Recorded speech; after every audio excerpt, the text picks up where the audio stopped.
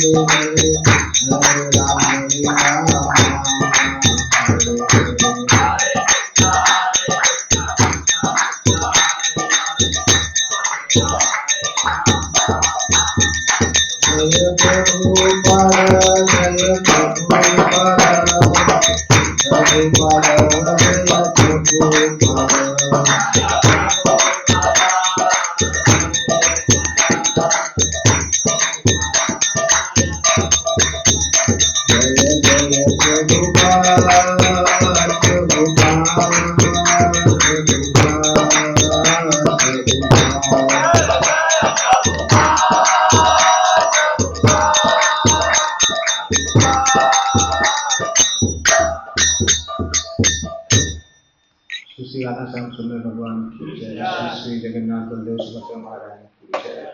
श्री गौरताई की जय। जगत गुरु श्री प्रभुपाद की जय।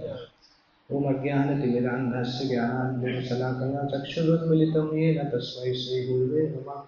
श्रीचैतन्यमनोभीष्टं स्थापितं येन भूतले स्वयं रूपकदामह्यं ददाति स्वपदान्तिकं।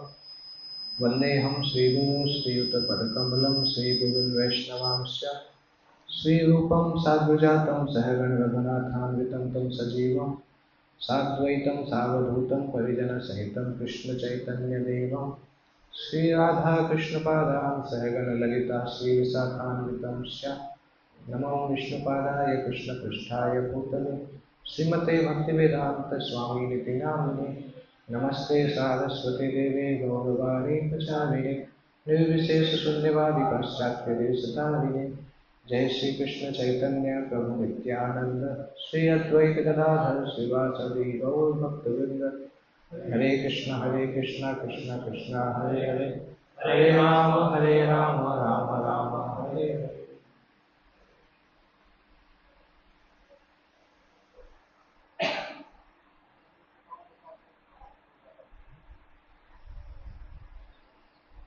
हरे कृष्ण।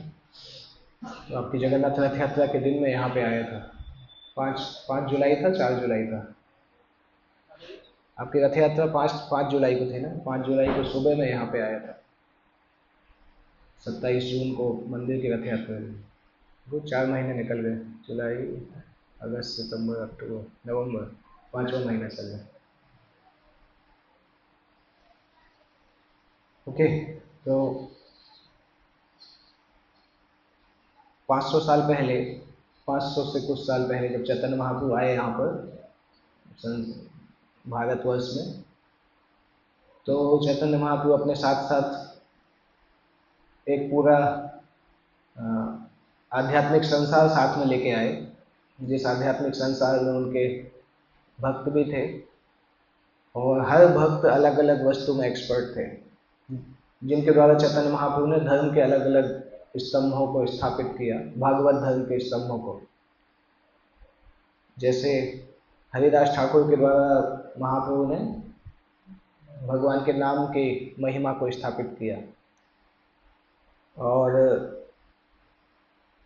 श्री रूप गोस्वामी के द्वारा चैतन्य महाप्रभु ने रस शास्त्रों को स्थापित किया। कृष्ण भक्ति, स्पेशली वृंदावन की भक्ति का जो रस है, उससे संबंधित जो शास्त्र हैं वो श्री रूप गोस्वामी ने स्थापित किए। सनातन गोस्वामी के द्वारा चैतन्य महाप्रभु ने वैष्णव व्यवहार को निर्देशित किया, क्योंकि सनातन गोस्वामी को उन्होंने निर्देश दिया था हरि भक्ति विलास ग्रंथ लिखने का।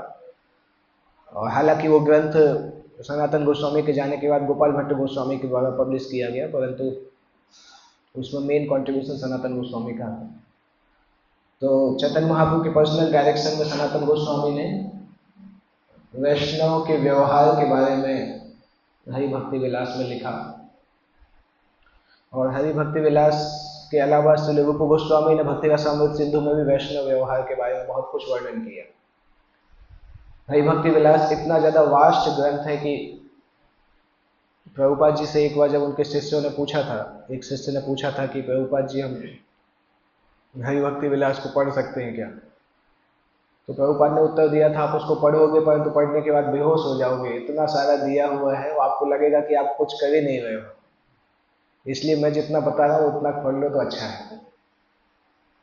प्रभुपाद बोलते भी थे कि मेरे शिष्यों को तो 16 माला ही करना मुश्किल होता है, कहाँ ऊंची ऊंची चीजें उनको बताना है।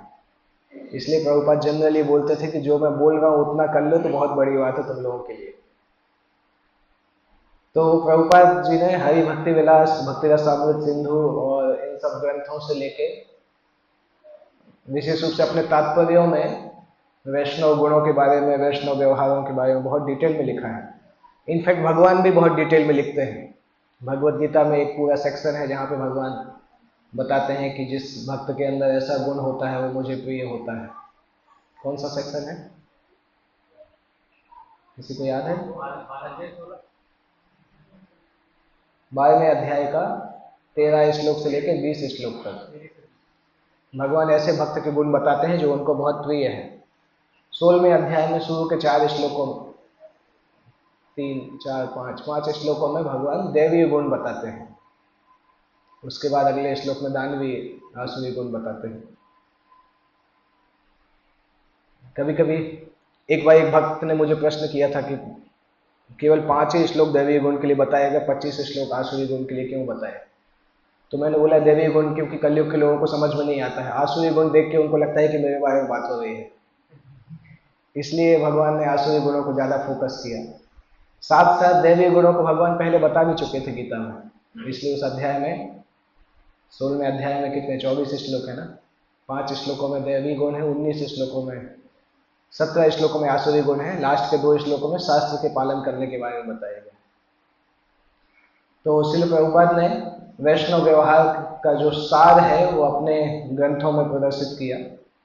स्पेशली 2 ग्रंथ जो है नेक्टर ऑफ डिवोशन और नेक्टर ऑफ इंस्ट्रक्शन, उपदेशामृत और भक्ति रसामृत सिंधु, 2 स्थानों पर प्रभुपाद ने वैष्णव व्यवहार के बारे में बहुत कुछ लिखा है। हालांकि प्रभुपाद जी ने वैष्णव व्यवहार की अलग से कोई पुस्तक नहीं लिखी, अलग से कोई ऐसी पुस्तक नहीं लिखती जहाँ पर प्रभुपाद जी वैष्णव व्यवहार के बारे में लिख रहे हैं, परंतु प्रभुपाद जी के तात्पर्यों में से संकलित करके उनके शिष्यों ने पुस्तकें लिखी हैं वैष्णव व्यवहार के ऊपर। साथ साथ प्रभुपाद जी का खुद का जो व्यवहार था, खुद के व्यवहार से भी प्रभुपाद जी ने बताया कि वैष्णव व्यवहार का सबसे ऊंचा स्टैंडर्ड क्या होता है। और वो पर्सनल व्यवहार को देख के प्रभुपाद जी के कई शिष्य वैष्णव व्यवहार को सीखे। जैसे कहा है, अपनी आचार्य प्रभु जीवे सिखाए। तो आचार्य इस तरह से सिखाते हैं कि खुद जैसे जीते उससे पता चलता है। और प्रभुपाद को फॉलो करते हुए इस्कॉन में वो चीज ट्रेंड के जैसे सेट हो गई है। जैसे इस्कॉन के स्पेसिफिक ट्रेंड में आप देखेंगे तो क्या था, इवन सिंपली वंडरफुल स्वीट जो है वो भी बाहर लोगों को नहीं पता है, पर प्रभुपाद ने उसको एक बार खाया और बोला कि दिस इज सिंपली वंडरफुल, तो स्वीट का ही नाम सिंपली वंडरफुल हो गया। इस तरीके से प्रभुपाद आचार्य थे। साथ साथ एक भक्त का पतन हुआ तो प्रभुपाद ने बोला वो ब्लूप हो गया, तो इस्कॉन में ब्लूप फेमस हो गया। जब भी कोई छोड़ के जाता है तो बोलते हैं ब्लूप हो गया। प्रभुपाद ने बोला पत्थर को पानी में डालो तो ब्लूप साउंड आता है, ऐसे ही कोई जीव जब माया के अंदर चला जाता है तो ब्लूप हो जाता है। तो प्रभुपाद ऐसे आचार्य थे, उन्होंने इंग्लिश भाषा को भी लिबरेट कर दिया। इंग्लिश भाषा सामान्यतः मलिच्छ भाषा होती है, परंतु उस भाषा में इतना शक्ति प्रदान किया कि उससे भगवान का ग्लोरिफिकेशन होने लगा। प्रभुपाद के बाद दुनिया भर के कितने स्कॉलर्स इंग्लिश भाषा में भक्ति शास्त्रों को लिखने लगे या कमेंट्री करने लगे। अदरवाइज इंग्लिश में भक्ति शास्त्रों का अभाव था, कोई नहीं था, कोई बहुत कम शास्त्र थे प्रामाणिक तरीके से। ऐसे तो लोग इंग्लिश में लिख ही रहे थे सब कुछ। तो प्रभुपाद की पर्सनल एक्टिविटीज से वैष्णव व्यवहार का सबसे ऊंचा स्टैंडर्ड पता चलता है। और जैसे जैसे इस्कॉन आगे बढ़ रहा है वैसे वैसे बहुत महत्वपूर्ण है कि इस्कॉन के जो सदस्य हैं वो इस्कॉन को ठीक तरीके से रिप्रेजेंट करें अपने अच्छे व्यवहार के द्वारा। क्योंकि किसी भी शिष्य का अच्छा व्यवहार उसके गुरु के लिए अच्छा नाम लेके आता है, और गलत व्यवहार गुरु के लिए गलत नाम लेके आता है। हम जानते भी हैं इस्कॉन में कोई किसी डिवोटी को कोई समस्या होती है, पहला प्रश्न पूछा जाता है किसके शिष्य था। कोई अगर कुछ गलती करता है, फाइनेंस का कुछ होता है या जो भी है, कुछ अगर ऐसा काम होता है जो गलत होता है, सबसे पहला प्रश्न आता है किसके शिष्य थे। तो कितना इंपॉर्टेंट है, गलती हम करते हैं, दोष किसको लगता है? प्रभुपाद को और गुरु को लगता है। बाहर की दुनिया में हम कुछ भी करके आए, लोग बोलते हैं प्रभुपाद के लोग ऐसे ही करते हैं। वो हमें तो नहीं जानते हैं, परंतु हमने जो ये तिलक लगाया है, जो कपड़े पहने हैं, उसके द्वारा इस्कॉन को लोग जानते हैं। इसलिए इस्कॉन के भक्तों के लिए बहुत महत्वपूर्ण है कि प्रभुपाद ने जिस प्रकार से स्टैंडर्ड सेट किए हैं उन स्टैंडर्ड के हिसाब से हम व्यवहार करें। उससे नीचे जाएंगे तो हमें कोई कुछ नहीं बोलेगा, क्योंकि हमें कोई ज़्यादा जानता भी नहीं है। जानते लोग प्रभुपाद को हैं, हमें नहीं जानते हैं, तो प्रभुपाद के ऊपर ही लोग बोलते हैं। कितना ध्यान देना है, ध्यान देने योग्य चीज़ है। मैं लास्ट टाइम आया था तो मैंने एग्जाम्पल पता नहीं बताया था कि नहीं, याद नहीं है, पर हम लोग मायापुर यात्रा में जब जा रहे थे तो हमने एक बार देखा था एक स्टेशन पे धोती कुर्ता और तिलक लगाए भक्त लोग थे, और वो स्टेशन से समोसा खरीद के खा रहे थे, वो चाय पी रहे थे। तो उनको देख के तुरंत ये पूछा कि हैं कहाँ के, कौन से मंदिर के हैं। तो पता चला एक दूसरी बोगी में एक ब्रह्मचारी बैठे थे उस मंदिर के। तो ब्रह्मचारी से जाके पूछा कि आपके लोग ये चाय पी रहे हैं, धोती कुर्ता तिलक लगाए हैं। बोलते प्रभु जी वो तो क्या है, हम नए लोगों को लेके आते हैं तो उनको तिलक तिलक लगा देते हैं।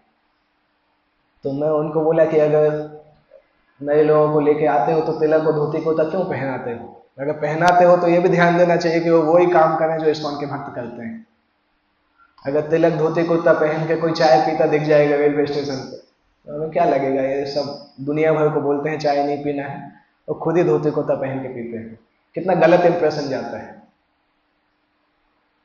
तो सावधान रहना चाहिए कि जो वैष्णव वेशभूषा है उसके साथ साथ वैष्णव जिम्मेदारियां भी आती हैं।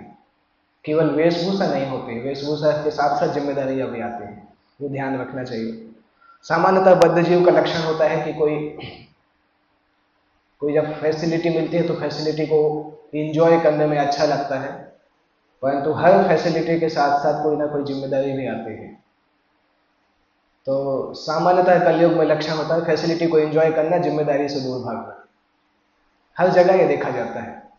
जो पॉलिटिशियंस हैं चुनाव के पहले वादा करते हैं कि सेवा करेंगे, परंतु चुनाव के बाद जो फैसिलिटी मिलती है उसको उपयोग करते हैं, परंतु सेवा करना भूल जाते हैं, या सेवा के लोग बदल जाते हैं। उनको अपनी 3-4 जनरेशन को सेव करना होता है, तो 5 साल में कम से कम इतना सफिशियंट तो कमा लें कि उनके पर पोते तक को काम नहीं करना पड़े।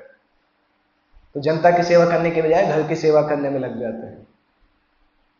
सामान्यतः लोग स्त्री पुरुष संबंध करना चाहते हैं, परंतु बच्चे नहीं चाहते, क्योंकि बच्चों के साथ जिम्मेदारी आती है। तो इन जनरल कलयुग का नेचर है कि फैसिलिटीज को चाहते हैं, फैसिलिटी के साथ साथ जो रिस्पॉन्सिबिलिटी आती है वो नहीं चाहते। इस्कॉन में भी उस तरह से हो सकता है। हम हो सकता है इस्कॉन डिवोटीज का ट्रेंड चाहें, इस्कॉन गुरु से दीक्षा चाहें, परंतु उसके साथ साथ जो जिम्मेदारी आती है उसको करने के लिए तैयार नहीं है, तो हम एक गलत ट्रेंड सेटर बन जाएंगे। कभी कभी हम देखते हैं ना इस्कॉन के कुछ कुछ पोस्टर्स में कोई मायावादी साधुओं की भी फोटो लगी है, फिर कुछ ये भी चल रहा है, देखने में लगता है क्या चल रहा है। वो गलती है। ये बात सही है कि जब संस्था बढ़ती है तो उसकी, जैसे दूध में पानी डालते हैं तो उसकी प्योरिटी कम होती जाती है, परंतु संस्था के लोगों की जिम्मेदारी है कि प्योरिटी को कम नहीं होने दें। इंडिविजुअल जिम्मेदारी है, क्योंकि ऐसा नहीं है कि केवल एक ही भक्त लीडर है। इस्कॉन के हर भक्त जो कि इस्कॉन की वेशभूषा में है या कंठी माला पहनते हैं, वो समाज के लिए इस्कॉन के रिप्रेजेंटेटिव हैं। तो हर उस भक्त से इस्कॉन की इमेज को चेक किया जाएगा। इसलिए समझना चाहिए कि जिस दिन से हमने वैष्णव धर्म लिया है उस दिन से हमने ये जिम्मेदारी लिया है कि हम उस डेकोरम को मेंटेन कर पाएं जो वैष्णव के लिए उपयुक्त होता है। इवन एकेडमिक स्कॉलर्स जो थे, जो कि कृष्णा कॉन्शियस आंदोलन को प्रभुपाद के समय में भी ऑब्जर्व कर रहे थे, वो लोग भी लिखते हैं कई बार। एक स्कॉलर है जो कि ओबरलिन कॉलेज के प्रोफेसर थे, उन्होंने एक पुस्तक लिखी थी हरे कृष्ण। वो पुस्तक हरे कृष्णा मूवमेंट का ऑब्जर्वेशन था, जिस तरीके से उन्होंने बाहर से देखा है इसको। तो उस पुस्तक में उनसे प्रश्न पूछा गया था कि प्रभुपाद के जाने के बाद इस्कॉन के सर्वाइवल के कितने चांस हैं? तुरंत डूब जाएगा कि 10 साल लगेगा, 20 साल लगेगा, 50 साल लगेगा? बहुत ब्लंट क्वेश्चन है, परंतु बाहर के जो रिपोर्टर हैं वो ऐसे ही प्रश्न करते हैं। सीधा पूछा कि अभी तो बहुत चल रहा है, जब इनके संस्थापक चले जाएंगे तो क्या होगा इसका? तो उन्होंने उत्तर दिया था कि मुझे ऐसा लगता है कि ये मूवमेंट जितने परसेंट तक इसके लीडर्स प्रभुपाद के सिद्धांत को पालन करेंगे उतना परसेंट तक ही आगे बढ़ पाएगा। क्योंकि अगर प्रभुपाद को पालन करेंगे तो उसके साथ साथ जो आध्यात्मिक एडवांसमेंट आएगा वो भी साथ में आएगा, तो संस्था आगे बढ़ती रहेगी। अगर नहीं होगा तो संस्था ब्लॉक हो जाएगी। तो एक होते हैं वैष्णव, एक होते हैं सो कॉल्ड वैष्णव या सो बॉटल। सो बॉटल आपको पता है कहां से आता है शब्द? प्रभुपाद ने सो बॉटल स्पिरिचुअलिस्ट कितनी जगह लिखा है, वो शब्द का ओरिजिन कहाँ है? पढ़ा होगा आपने ना, सो बॉटल स्पिरिचुअलिस्ट। प्रभुपाद कितनी जगह लिखते हैं, कहां से प्रभुपाद देखते हैं वो?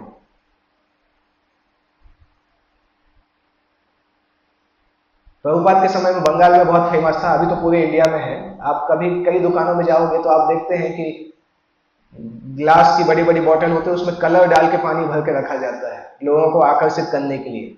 50 साल पहले जब इलेक्ट्रिसिटी नहीं होती थी ना, तो इलेक्ट्रिसिटी की लटें नहीं लगाते थे, दुकान के बाहर 100 बोतल रखते थे, उसमें अलग अलग कलर के पानी डालते थे जिससे लोग दुकान की तरफ आए। वो बंगाल में बहुत फेमस था प्रभुपाद के समय में। उसका मतलब वो केवल देखने में ही अच्छा है, उसके अंदर कोई सब्सटेंस नहीं है, इसलिए प्रभुपाद ने उस शब्द को यूज किया, 100 बॉटल। केवल देखने का बॉटल है, 100 बॉटल स्पिरिचुअलिस्ट, मतलब देखने के लिए केवल आध्यात्मिक व्यक्ति है, अंदर कुछ है नहीं। वो शब्द फेमस हो गया, प्रभुपाद ने वहीं से उसका क्लिक किया। जब मैंने 100 बॉटल देखा तो मुझे ध्यान आया कि प्रभुपाद इस 100 बॉटल को कितनी बार लिखते हैं। फिर मैंने पूछा एक महाराज से जो बंगाल से थे, तो उन्होंने बोला प्रभुपाद ने यह शब्द यहीं से ही तो लिया है, क्योंकि उस समय इलेक्ट्रिसिटी नहीं थी। कॉमन था, दुकानों को अगर हमें डेकोरेट जैसा करना है ना तो 100 बॉटल्स रख देते थे अलग अलग कलर की। तो वहां से यह शब्द आता है कि अगर कोई वैष्णव व्यवहार को पालन नहीं कर रहा है तो वैष्णव सोसाइटी के लिए अच्छा नहीं है।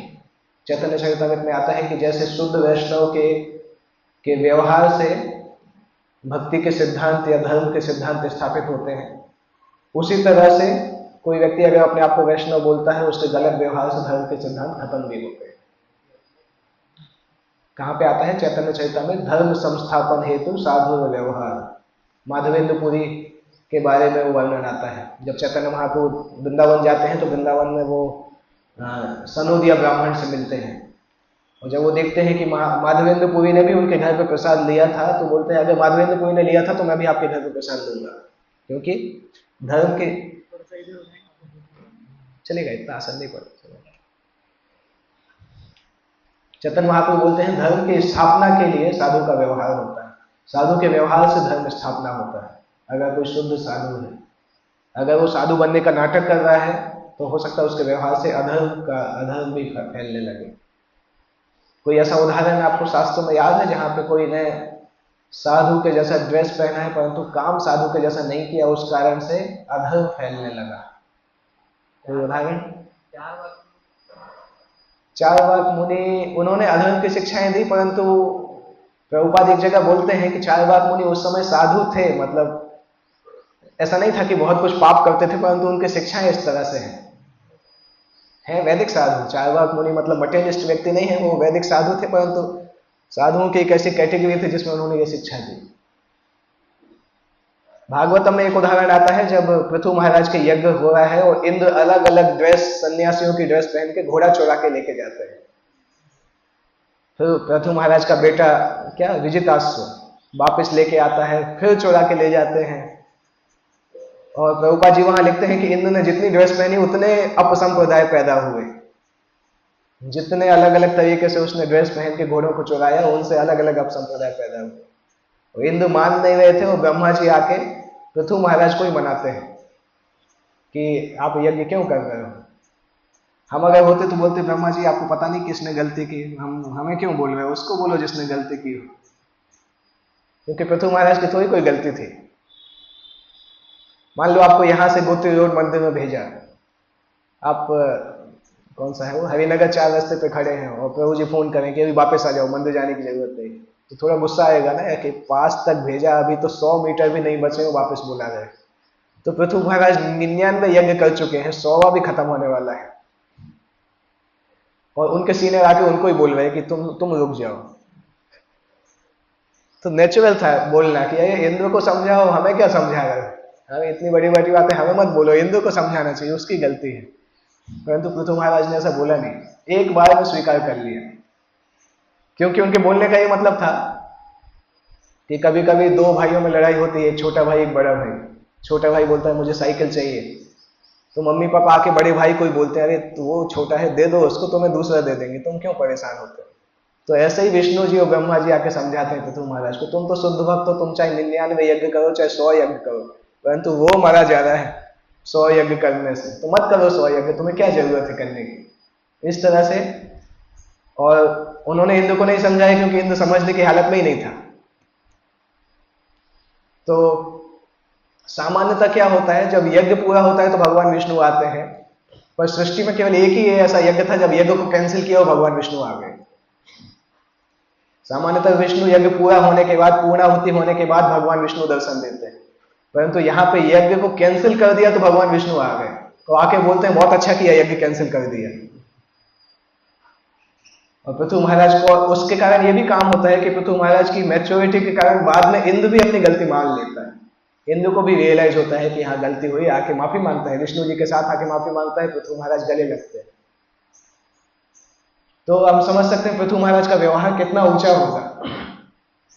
अगर हम अपने आप को उस सिचुएशन में रख के देखें ना, तो हम उस तरह से डील नहीं कर पाएंगे। वही अंतर होता है शुद्ध भक्तों में और प्रैक्टिसिंग डिवोटीज में। हम सुनते हैं कि गुस्सा नहीं करना है ये वो, परंतु गुस्सा करने के बाद याद आता है कि गुस्सा नहीं करना था, फिर माफी मांगते घूमते फिरते हैं कि माफ कर दो माफ कर दो। शुद्ध भक्तों को वो चीज उसी समय याद आ जाती है। हमारी नॉलेज, हमारा ज्ञान जो है वो अनुभव में क्यों नहीं बदलता है, क्योंकि जब ज्ञान के साथ विनय को ऐड किया जाता है तभी वो विज्ञान में परिवर्तित हो पाता है। संस्कृत में एक श्लोक सुना होगा आपने, विद्या ददाति विनयम, विद्या से विनय की प्राप्ति होती है। इनफैक्ट जब विद्या के साथ विनय होता है तभी वो विद्या हृदय में जाके लगती है, नहीं तो वो केवल दिमाग में रहती है। तो विद्या प्लस विनय इक्वल टू विज्ञान, और विद्या प्लस गर्व घमंड इक्वल टू अज्ञान। तो अगर कोई ज्ञान है उसके साथ घमंड आ रहा है तो वो ज्ञान अपने आप में अज्ञान में बदल जाता है, क्योंकि जो घमंड है उस ज्ञान को अनुभव के स्तर पे नहीं आने देता है, वो केवल दिमाग में रहता है, और दिमाग में रहता है तो दिमाग भारी हो जाता है, घमंड के कारण वो व्यक्ति का पतन होता है। तो ये कहलाता है वैष्णव व्यवहार। एक व्यक्ति के वैष्णव व्यवहार से कितने लोग सुधर सकते हैं, और एक गलत व्यवहार से कितने लोग बिगड़ सकते हैं। जैसे आप देखिए ध्रुव महाराज के जो एम्बिशंस थे, ध्रुव महाराज की जो इच्छाएं थी ना, हिरण्यकश्यपु से भी ज्यादा बड़ी इच्छा थी। हिरण्यकश्यपु की तो क्या इच्छा थी, ब्रह्मा जी जैसा अमर बनना, ब्रह्मा के समान शक्तिशाली बनना। ध्रुव की क्या इच्छा थी, ब्रह्मा से भी बड़ा राज्य चाहिए था उनको। तो अगर भौतिक इच्छा के हिसाब से देखा जाए तो ध्रुव की इच्छा हिरण्यकश्यपु की इच्छा से ज्यादा बड़ी थी, परंतु ध्रुव को भगवान की प्राप्ति हुई, हिरण्यकश्यपु को भगवान ने मार डाला। सेम तरीके की इच्छा थी, परंतु दोनों का डेस्टिनेशन अलग अलग हुआ। किस कारण से? क्योंकि ध्रुव के घर में एक महिला थी जिसने ध्रुव को सही सलाह दी, ध्रुव की मां ने। और ऐसा नहीं था कि सुनीति के साथ बहुत कुछ अच्छा व्यवहार होता था, उसके साथ भी अन्याय होता था। सुरुचि भी अन्याय करती थी, उसके पति भी उसको ध्यान नहीं देते थे, परंतु तब भी उसका व्यवहार इतना था कि एट लास्ट सबके सब सुधर गए। ध्रुव भी शुद्ध भक्त बन गए, उत्तानपाद भी सुधर गए, सुरुचि ने भी माफी मांगी आके। वो उसका व्यवहार था। चाहती तो वो ध्रुव को आतंकवादी बना सकती थी, भयंकर आतंकवादी बना सकती थी, कि अभी देखती हूँ मेरे साथ जितना अन्याय हुआ है, मेरा बेटा उसको चुन चुन के बदला लेगा। तो बोल सकती थी बेटा वो सुरुचि ऐसी है, उसको छोड़ना नहीं, बड़े होके छोड़ना नहीं, जाओ तपस्या करो, जाके यही मांगो कि सुरुचि को मार डालना है। सब बोल सकती थी आसानी से। परंतु आप भागवतों में पढ़ेंगे तो ध्रुव जैसे ही उसके पास जाते हैं, सबसे पहले वो सुनीति यही बोलती है कि तुम्हारे मन में अगर किसी के लिए कुछ गलत सोच रहे हो तो मत सोचो, किसी के बारे में गलत सोचना अच्छा नहीं है। तो वो रहता है, एक शुद्ध भक्त अगर घर में रहता है, पूरा का पूरा घर ही शुद्ध हो जाता है धीरे धीरे।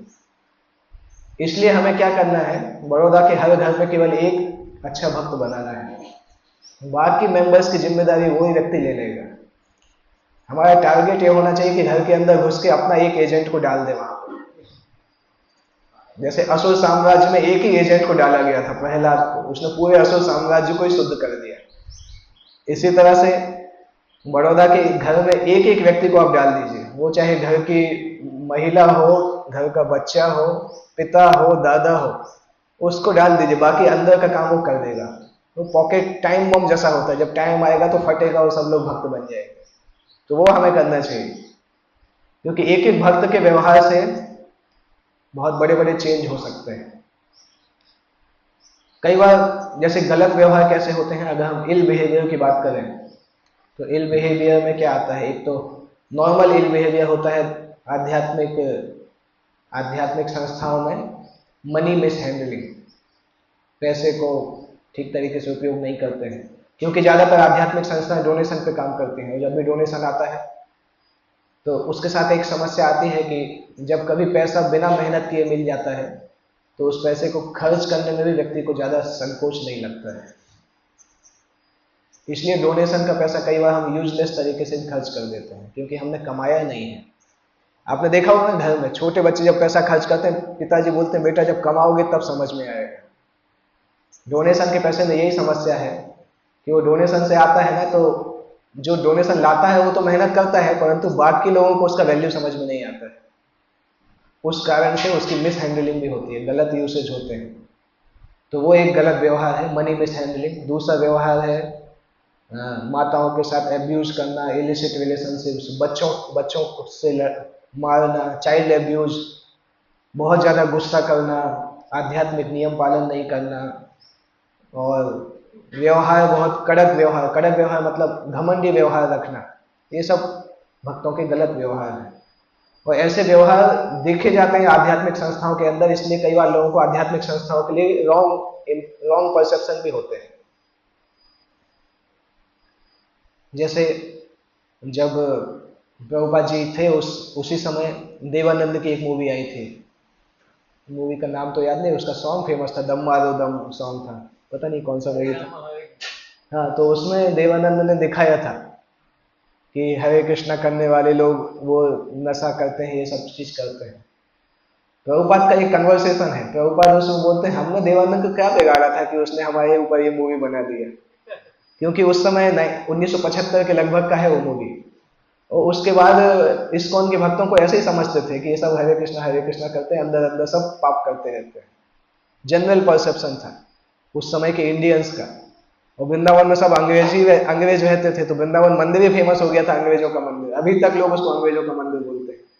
अभी भी पुराने रिक्शे वालों से आप पूछोगे तो यही बोलते हैं अंग्रेजों के मंदिर जाना। तो कभी कभी लोग इस्कॉन और ओशो को कंफ्यूज करते हैं, सोचते हैं कि ड्रग्स लेना ये सब कुछ चलता है, इस्कॉन के अंदर भी चलता है। कुछ लोग सोचते हैं कि इस्कॉन के लोगों ने ब्रेन वॉश कर देते हैं लोगों को। मुश्किल से लोग IIT NIT में पढ़ने जाते हैं, इस्कॉन वाले वहां से पकड़ के उनको साधु बना देते हैं, ब्रेन वॉश कर देते हैं। ये भी लोगों को परसेप्शन है। प्रभुपाद के समय तो ब्रेन वॉशिंग मूवमेंट ही पूरा चल रहा था अमेरिका में, न्यूयॉर्क में आसपास ब्रेन वॉशिंग मूवमेंट चल रहा था, कोर्ट केस भी चल रहा था उसी के लिए। परंतु प्रभुपाद बताते थे कि इस्कॉन के भक्तों को परफेक्ट जेंटलमैन होना चाहिए। अगर उस इंस्ट्रक्शन को पालन करेंगे तो ये परसेप्शन धीरे धीरे गायब हो जाते हैं, लोगों के अंदर रहते हैं परंतु धीरे धीरे लोग भूल जाते हैं, या जब उन अच्छे व्यवहार को देखते हैं तो फिर लोग समझ जाते हैं। अभी भी हम देखते हैं कृष्णा कॉन्शियसनेस के शत्रु जो हैं, सोशल मीडिया में कई लोग हैं जो इस्कॉन के बारे में फॉल्स प्रोपेगेंडा फैलाते रहते हैं। कई बार प्रचार में भी कठिन होता है, परंतु उसके बाद भी लोग रहते हैं जो इंटरेस्टेड होते हैं देखने के लिए कि भक्त लोग कैसे होते हैं। जैसे मुंबई में एक भक्त ने ज्वाइन किया, तो उनके घर वालों ने न्यूज़पेपर में एडवर्टाइज किया कि इस्कॉन के लोग बहुत डेंजरस हैं, एजुकेटेड बच्चों को पकड़ के ले जाते हैं। मुंबई के न्यूज़पेपर्स, लोकल न्यूज़पेपर में एडवर्टाइजमेंट ऐसा कर दिया। परंतु उस एडवर्टाइजमेंट को देख के कुछ लोग आए देखने के लिए कि ऐसा कौन सा मंदिर है जहाँ पे इंजीनियर और डॉक्टर रहते हैं ब्रह्मचारी के जैसे, और वो लोग आए और आके ज्वाइन कर लिए। और वो जो डिवोटी थे उनका छोटा भाई आके ज्वाइन कर लिया। उसी घर का दूसरा बेटा जो था वो आके ज्वाइन कर लिया कि मेरे भाई इंजीनियर थे, वहां कैसे चलेगा, जाके देख के आता हूँ क्या चल रहा है। वो गया मंदिर तो वापिस ही नहीं लौटा। उसकी मम्मी ने बोला कि मैंने तो न्यूज़पेपर में डाला था बचाने के लिए, दूसरा बच्चा भी चला गया। तो अगर अच्छा व्यवहार होगा तो एक समय के बाद लोग समझ जाते हैं कि ये सब फॉल्स है जो फैलाई जा रही है चीजें। श्रील प्रभुपाद पहले स्कंद में 7वें अध्याय में 41 नंबर श्लोक है, जहाँ पे परीक्षित महाराज और कली के बीच का संवाद है। वहां पे एक जगह प्रभुपाद लिखते हैं 1741 में कि जो भी जिम्मेदार मनुष्य हैं और जो आध्यात्मिक संस्था को चलाने वाले हैं, और या जो अपने मानव जीवन को बिगाड़ना नहीं चाहते हैं, उनको अधर्म के सारे कार्यों से और सारे सिद्धांतों से बचना चाहिए। उसके बाद प्रभुपाद लिखते हैं अगर कोई ब्राह्मण है और सत्य नहीं बोलता है तो उसका ब्राह्मण बोला जाना यूजलेस है। अगर कोई सन्यासी है और उसका स्त्री से अनैतिक संबंध है तो सन्यासी बनने लायक नहीं है, सन्यास बोलना झूठा है। अगर कोई राजा है या पब्लिक लीडर है, वो घमंडी है या नशा करता है या ड्रिंक करता है, तो राजा या लीडर बनने के लिए क्वालिफाइड नहीं है। इस तरह से प्रभुपाद लिखते हैं। और उसी तात्पर्य में प्रभुपाद लिखते हैं कि मानव समाज में 4 प्रकार के लीडर्स होते हैं: सन्यासी, ब्राह्मण, राजा या नेता, पब्लिक लीडर, और या फिर माता पिता या जो हमें गाइड करते हैं, गुरु वर्ग जो होते हैं। ये 4 प्रकार के लीडर मानव समाज में होते हैं। प्रभुपाद वहां लिखते हैं इन चारों को उनके कैरेक्टर के आधार पर टेस्ट करना चाहिए। स्वीकार करने के पहले उनके चरित्र को बहुत थॉरोली चेक करना चाहिए, तभी स्वीकार करना चाहिए। इसके पहले कि हम किसी को स्पिरिचुअल गाइड के रूप में स्वीकार करें, तो उसको ऊपर ये जो क्राइटेरिया है, चरित्र के क्राइटेरिया, इसके आधार पर टेस्ट करना चाहिए। अच्छा तात्पर्य है वो, उसको पढ़ेगा, बहुत अच्छा प्रभुपाद लिखते हैं 1741। और उसके बाद ऐसे पब्लिक लीडर हो सकता है एकेडमिक क्वालिफिकेशंस में उतने क्वालिफाई नहीं हो, परंतु उनके लिए सबसे महत्वपूर्ण है कि वो गैम्बलिंग, ड्रिंकिंग, प्रोस्टिट्यूशन और पशुवध, इन अधर्म से पूरी तरह से दूर होना चाहिए। हो सकता है उनके पास मॉडर्न डिग्री नहीं हो, परंतु उससे ज्यादा महत्वपूर्ण है कि चरित्र इतना अच्छा होना चाहिए कि वो आध्यात्मिक संस्था को आगे बढ़ाने में मदद कर सके। इसलिए लीडरशिप का मुख्य टेस्ट होता है, ये मुख्य टेस्ट ये नहीं होता है कि कितना हम कंट्रोल कर सकते हैं या कितने फॉलोअर्स बना सकते हैं। उसका मुख्य टेस्ट होता है कि हम वैष्णव व्यवहार के कितने करीब तक जाके अपना व्यवहार रख सकते हैं। ये लीडरशिप का मुख्य टेस्ट है। शास्त्र जो वैष्णव व्यवहार बताते हैं उसके कितने क्लोज तक हम पहुंच पा रहे हैं। और जितना हम दूर रहते हैं उतना टेंशन रहता है, क्योंकि ज्यादातर लोग, बहुत लोग क्या है, उनका एक पब्लिक लाइफ होता है, एक प्राइवेट लाइफ होता है, और दोनों के बीच में जितना डिफरेंस होता है उतना व्यक्ति टेंस रहता है। आध्यात्मिक संस्था में भी हम, जैसे अभी व्यास आसन पर बैठ के ऊंची बातें बोलना आसान है, पर जब नीचे उतरते हैं तो पता चलता है हम किस लेवल पे हैं। तो व्यक्ति अगर उस स्तर पे नहीं है ना, तो उसको टेंशन रहता है दिमाग में कि बोल तो दिया है परंतु अभी क्या होगा। आप लोग भी मुझे जज मत करिए अगर मैं जस्ट बोल रहा हूँ, सामने लिखा है इसलिए बोल रहा हूँ, पर इन जनरल वो टेंशन होता है। पब्लिक और प्राइवेट लाइफ में जितना अंतर होता है ना, उतना हृदय में टेंशन होता है, क्योंकि बाहर से हमें सम्मान मिलता है कि ये तो कितना अच्छे भक्त है, परंतु अंदर जो सच्चाई है वो हम जानते हैं, और हम किसी को बोल भी नहीं सकते हैं। जिसको बोलेंगे तो इमेज चली जाएगी, तो उस कारण से दिमाग में टेंशन होती है, डायनामिक टेंशन कहलाती है। इसलिए जितना हम उस व्यवहार के क्लोज जाएंगे उतना हमारी वाणी में भी शक्ति आएगा, क्योंकि तब हम बोलते समय डुप्लिसिटी नहीं करेंगे, जो हम बोल रहे हैं वो कर भी पा रहे हैं। इसलिए इतना इतना इंपॉर्टेंट है वैष्णव व्यवहार। इसलिए आप देखते हैं ना, कभी कभी कोई भक्त बोलते हैं तो उसका प्रभाव ज्यादा पड़ता है। हम बोलते ही रहते हैं तो भी व्यक्ति माला नहीं बढ़ाता है, बोल बोल के परेशान हो जाते हैं, 2 माला से 4 पे ही नहीं आता है। और कभी कभी कोई स्पीकर आते हैं, कोई महाराज आते हैं, एक ही क्लास देते हैं तो व्यक्ति सीधे 16 पे पहुंच जाता है। तो हमें लगता है हम भी वही बोल रहे थे 1 साल से, परंतु कुछ हो ही नहीं रहा था, तो इन्होंने एक बार में बोला हो गया। तो वाणी की शक्ति है, जो कि आध्यात्मिक सिद्धांत पालन करने से वाणी में शक्ति आती है और प्रचार में शक्ति दिखती है। जैसे मान लो प्रभुपाद अगर यहाँ बड़ौदा में आके प्रचार करते तो हमारे जैसा स्ट्रगल करना पड़ता था? नहीं करना पड़ता। हम घिसट घिसट के 2-4 लोगों को ला रहे हैं, प्रभुपाद को थोड़ी इतना स्ट्रगल करना पड़ता। कृष्ण शक्ति इतनी ज्यादा थी उनके पास कि लोग मैग्नेट के जैसे उनके पास आ जाते थे। तो आध्यात्मिक शक्ति कहलाती है। तो वो ये इंपॉर्टेंट है, वैष्णव व्यवहार का सबसे महत्वपूर्ण गुण ये है कि वैष्णव व्यवहार हमें प्रचार में भी बहुत मदद करता है और खुद हमारे आध्यात्मिक जीवन में भी मदद करता है।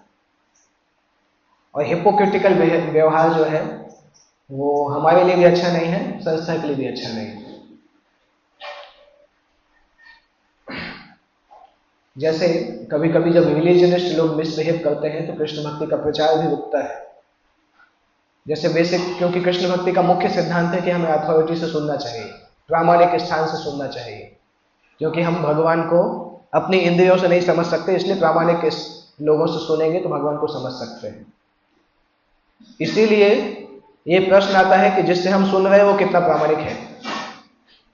इसलिए अगर ऐसे रिप्रेजेंटेटिव जिनसे हम सुन रहे हैं, गुरु साधु, अगर वो हिपोक्रेटिक काम करेंगे तो उनका जो शिक्षाएं हैं वो शिक्षाएं फिर पारदर्शी नहीं होंगी। जो हम बोलते हैं ना ट्रांसपेरेंट वाया मीडियम, वो शिक्षाएं ब्लॉक होंगी, क्योंकि उसका व्यवहार जो है वो हिपोक्रेटिक है। उस कारण से वो शिक्षा ब्लॉक होगी और परंपरा सिस्टम ही टूट जाएगा। जो हम अथॉरिटी से सुनने की बात करते हैं वो टूट जाएगा।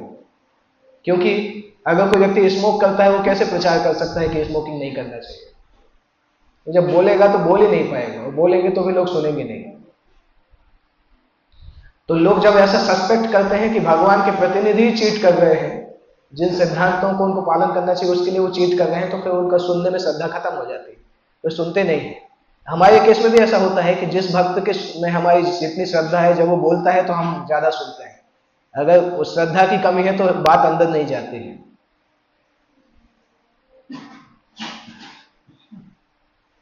तो इसलिए इस्कॉन कम्युनिटी के अंदर हम देखें तो चाहे वो ब्रह्मचारी हो, चाहे गृहस्थ हो, चाहे सन्यासी हो, चाहे वानप्रस्थ हो, सभी के लिए सेम नियम है। कि अगर मुझे याद है एक बार जब आसाराम बापू का पतन हुआ था, उनको जेल में डाला गया था, हम लोग उज्जैन से Bhopal train, Malwa express train चलती थी, उस ट्रेन में बुक डिस्ट्रीब्यूशन करने गए थे उसी दिन शाम को। और जैसे ही टीसी ने देखा तो टीसी तुरंत चिल्लाने लगा था, बोलते तुम सब लोग आसाराम जैसे हो। और हम लोगों को 1 घंटे तक बुक डिस्ट्रीब्यूशन नहीं करने दिया उसने। टॉयलेट के बगल में जो खाली जगह होती है बोलते यहीं खड़े हो जाओ, तुम हिलना भी मत, नहीं तो तुम लोगों को मार मार के भगाऊंगा यहाँ से। और फिर उसने उज्जैन के बाद कौन सा भोपाल जाते समय एक कोई स्टेशन आता है, उसने वहां उतार दिया था, अभी यहाँ से वापस जाओ, तुम्हें आगे नहीं जाने देंगे। उसी दिन मैंने सुना कि राधे श्याम प्रभु की कार पे पत्थर फेंके गए थे साउथ इंडिया में कहीं पे, क्योंकि आसाराम बापू भारत में धर्म के इतने बड़े पिलर थे उस समय, एक साथ हजारों लोगों को दीक्षा देते थे। तो शॉक्ड हो गए थे लोग कि ऐसा कुछ हो भी सकता है। हम जानते हैं कि वो कितने सही थे, वो तो हम जानते हैं, परंतु इन जनरल लोगों की निगाहों में बहुत बड़े आध्यात्मिक फिगर थे वो।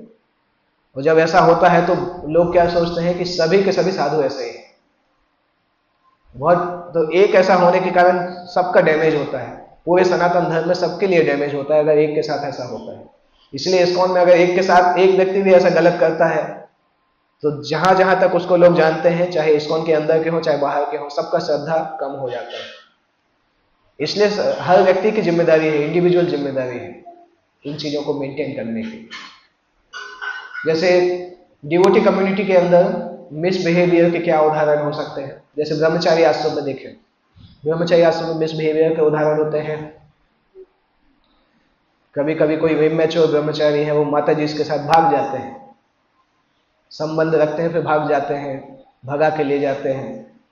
कभी कभी पैसे चुरा लेते हैं मंदिर के, फिजिकल फाइट करते हैं, अथॉरिटीज के खिलाफ लड़ाई करना चालू कर देते हैं, गलत फिलॉसफी प्रोपेगेट करना चालू करते हैं, वैष्णवों की निंदा करते रहते हैं, मंदिर में साधना के प्रोग्राम को मिस करते रहते हैं, खाने और सोने के लिए ही आश्रम में रहते हैं, उनका व्यवहार और उनकी वाणी बहुत एरोगेंट होती है। तो ये ब्रह्मचारी आश्रम में मिसबिहेवियर है।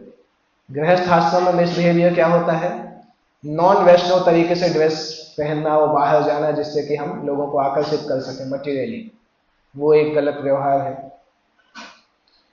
अगर मेल व्यक्ति है और किसी दूसरी फीमेल माता जिसको रेगुलर गाइड करता है उसके पति की नॉलेज के बिना, ये गृहस्थ आश्रम के लिए गलत व्यवहार है। या इसी तरह से वाइस वर्सा,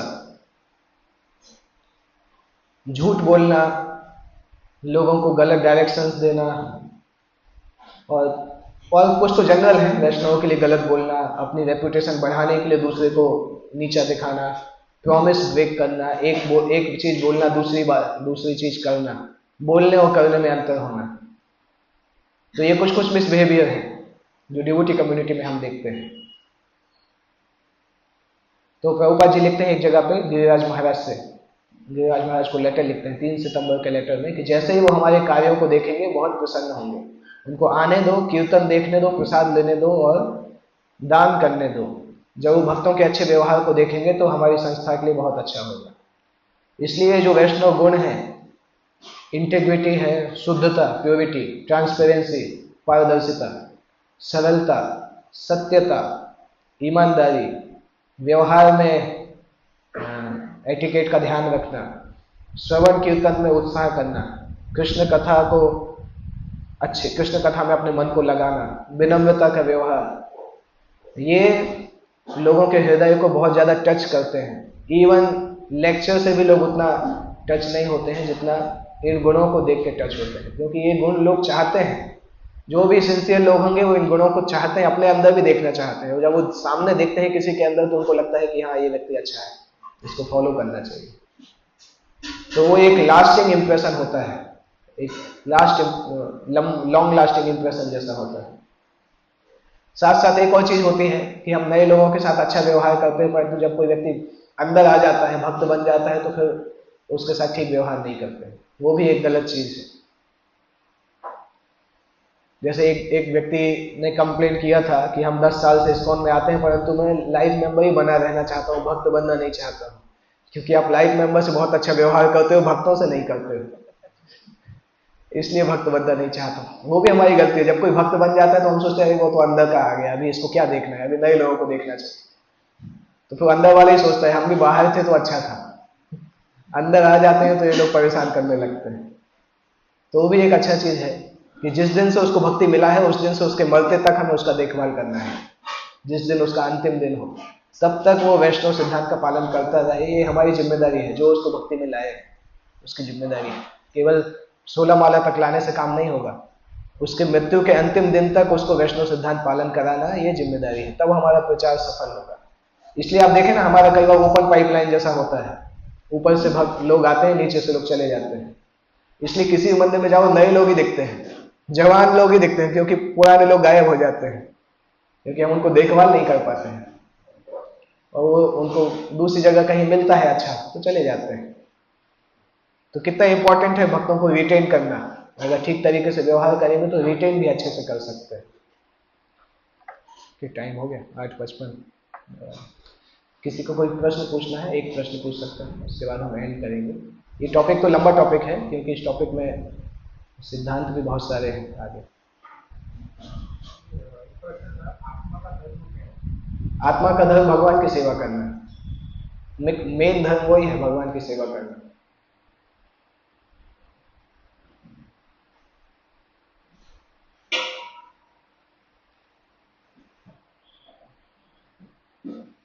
जैसे जब कयाधु ने प्रहलाद से बोला था ना कि तुम विष्णु भक्ति छोड़ दो, आपने वो मूवी में देखा होगा, नरसिम्हा मूवी में देखा, कोई गया था? तो प्रहलाद ने ये उत्तर दिया था कि आप माँ होकर मुझे ऐसे एडवाइस कैसे कर सकते हैं? विष्णु भक्ति करना तो हमारा नित्य धर्म है, उसको कैसे छोड़ सकते हैं? आत्मा इसीलिए आई है, बाकी सब तो एक्स्ट्रा चीजें हैं। क्या है, हम एक्स्ट्रा करिकुलर चीजों को मेन मान चुके हैं, वो मेन चीज को हम सोचते हैं कि ये तो सुबह 15 मिनट करना ठीक है, दिन भर करने की जरूरत नहीं है। विष्णु भक्ति मुख्य है। श्रीमद् भागवत की जय, जगत गुरु श्री प्रभुपाद की जय।